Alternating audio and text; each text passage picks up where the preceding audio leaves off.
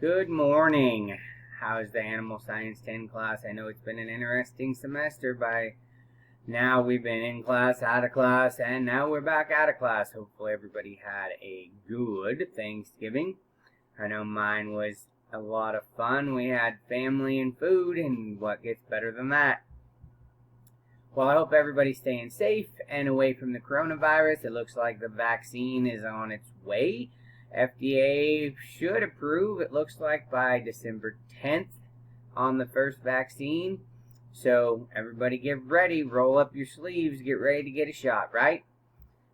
Vaccine looks like it's 100% safe, and it's 94-95% effective, which is incredible since the flu vaccine is only in the 40s to 50% effective range. So looks like this vaccine is going to be very, very good and very, very effective. So if you're a frontline worker or in a nursing home, you're probably going to have a chance to get this vaccine by the first of the year or shortly thereafter.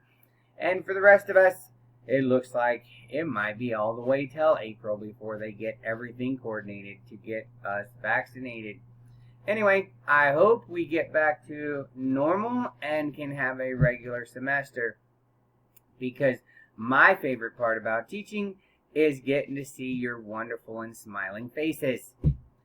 Anyway, we are going to switch topics from muscles and meat production and slip into a little reproductive talk. Reproduction. It is one of my favorite topics. It is the propagation and continuation of species. It is the one where you get to make your selections for sires and dams. You make crosses and you breed and you wait and you see how good you did. In today's society, we now have things where we can DNA test and we can see how alleles are matching up, which is our traits. So you remember when we talked about DNA and we talked about traits that occupied identical locations on homologous chromosomes, which are alleles, which we usually get one from mom, one from dad, and that then expresses that trait.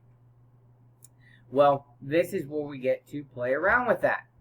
And hopefully it's something that you really enjoyed, because this is one of the instances that happens to be a huge effect on profitability.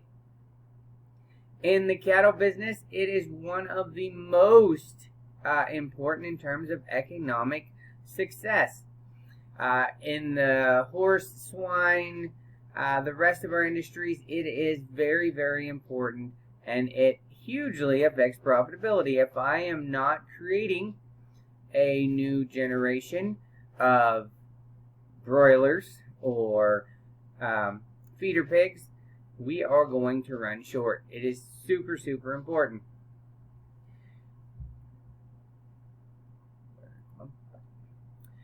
Some of our things that we're going to talk about in our reproduction discussion. Puberty.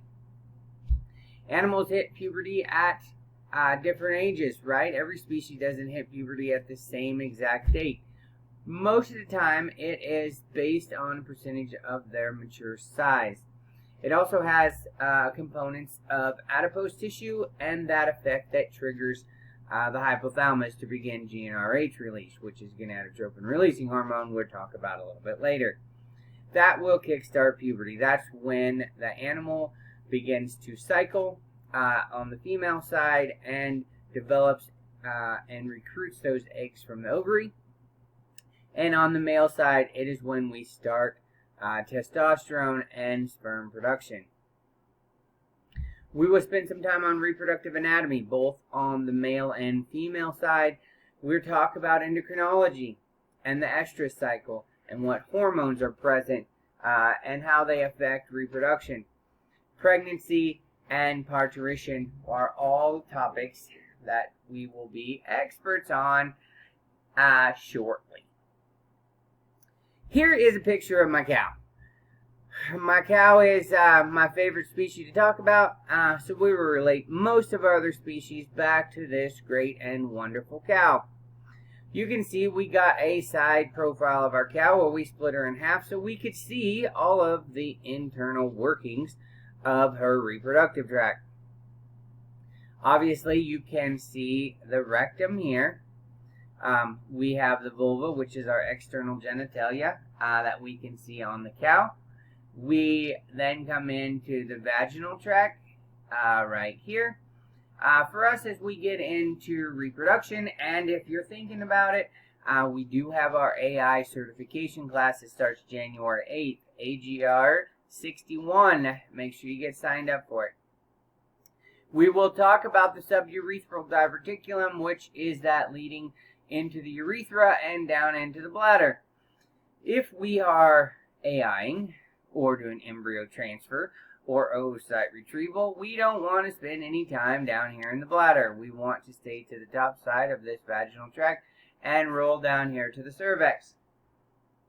The cervix is the biggest challenge for most of the things we're going to do, whether it be AI, embryo transfer, where we have to manipulate through this cervix. The cervix is meant to keep things out. It is supposed to keep all foreign objects, bacteria, things like that, out and away from the growing pregnancy that happens in the uterus and the uterine horns. The uterus is very small and branches quickly into two well-developed uterine horns in the cow. From these uterine horns, they roll around here, and then they go into the oviduct or the fallopian tube. The fallopian tube, as you would think about in people. Our oviduct is in three stages: the ampulla, the isthmus, and the infundibulum here. The infundibulum we sometimes call the catcher's mitt because it is surrounding this ovary. And when the ovary grows a follicle and prepares to ovulate and kicks that new ovum out or egg for fertilization, the infundibulum catches it and funnels it down into the oviduct where fertilization takes place at the ampulla-isthmus junction. This is the basics on our cow in terms of her anatomy of her reproductive tract. Here's an actual reproductive tract of a sow. If you're looking at this and we're comparing it to our cow, there's a lot of similarities. We have the external genitalia, the vulva, we have the vaginal tract, we have the cervix. But when we get into the uterus and the uterine horns, we see very, very extensive and well-developed uterine horns on both sides because we know that pigs will have litters. And with those litters, they're going to grow those litters within those uterine horns, not within the uterus. So very, very distinct and separate uterine horns, much longer and more developed than our cow. But for all intents and purposes, the basic structures are very similar. This just gives you a little picture on the side here that kind of shows you some of the different reproductive tracts. The rabbit, the marsupial, which is very, very different and interesting. And me personally, I have never got to dissect one. So just looking at pictures. Now, as we get into the other ones like the sow and the cow and the horse, these tracts are bicornuate, and they are the ones that we will focus on for the most part. In the human or the primate, it is a simplex type uterus where you can see there are no uterine horns. And we go right into our fallopian tubes and the ovaries here at the end. These are the ones that will fit our focus. The horse we'll talk about, as the horse has some very interesting things with it. The cervix is way different in terms of than the cows. It's more open. It has less cartilage folds that you have to work through, and its ovary is backwards. It has an ovulation fossa, which means that it ovulates from the same spot on the ovary every time. Which, if you know much about horses, you know that horses cannot, on a regular basis, have twins. I have not seen very many successful survived twins out of horses. They are just not meant to have two. So they are set up with an ovulation foci, so they only ovulate one egg at a time. Now, obviously, it can split. Obviously, both ovaries could fire at the same time, so you can end up with twins, but the chances of twins are very, very low compared to our other species, which can ovulate all around the ovary. Just a few differences that you can pick up on. Here are the cervixes. Here's the cows. You can see these folds. This is with it cut open. And you can see if you have done much AI work, you have to manipulate through these folds to get to the uterus. In the ewe, it's even more complicated than in the cow. And in the sow, it's nice. They're almost offset. So if you've ever bred a pig, in the old days, they had spirets that you would just twist and it would just lock into that cervix. Now we're breeding with foamy, spongy ends that you push into there. They shrink down and then they lock in.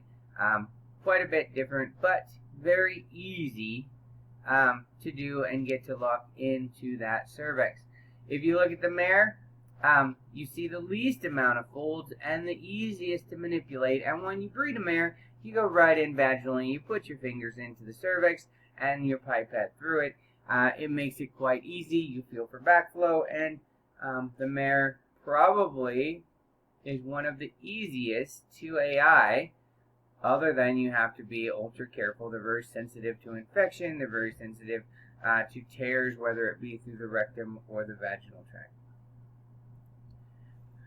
All right, I'm going to leave you with the picture of the ovary. We have talked long enough. I don't want to wear you down. You can see these are actual pictures of ovaries. The mare, you can see on the very end of our ovary, our ovulation foci right here, where she is going to ovulate every time. If we're looking at a sow or a cow, they can ovulate all over their ovary. And with pigs, they do almost every cycle. That's why they're litter bearing. With cows, they tend to ovulate in one spot and then recruit a new follicle for the next cycle from a different spot on that ovary. I hope this finds you well. Study it. I will attach a worksheet after Thursday for you to work on for our Monday class. Remember, we only have one more week after this week, and then it's final. So pay attention, study, and good luck. Stay healthy. Look forward to seeing you guys again.